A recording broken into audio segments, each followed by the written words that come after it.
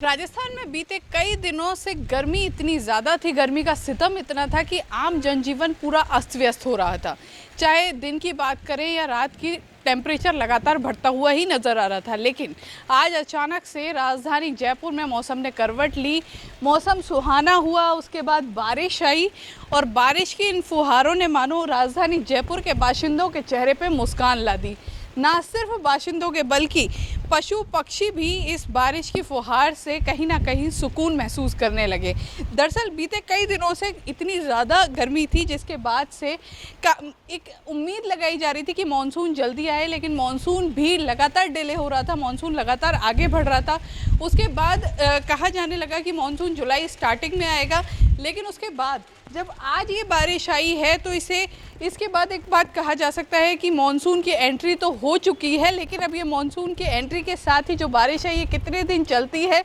और मानसून कैसा रहता है ये देखने वाली बात होगी। लेकिन कुल मिला के कह सकते हैं कि इस बारिश ने आम जनजीवन को कहीं ना कहीं राहत दी है, आम जनजीवन को थोड़ा सा सुकून दिया है और एक ठंडक हुई है मौसम में। तापमान ज़रूर कम होगा और इसी के साथ कह सकते हैं लगातार कोरोना के लिए भी कहा जा रहा था कि कोरोना भी मानसून के मौसम में कम हो जाता है और कहीं ना कहीं इससे कहा जा सकता है कि कोरोना में भी जिस तरह से गिरावट हो रही है, जिस तरह से आंकड़े कम होते जा रहे हैं, वो इसी तरह और कम होते जाएंगे।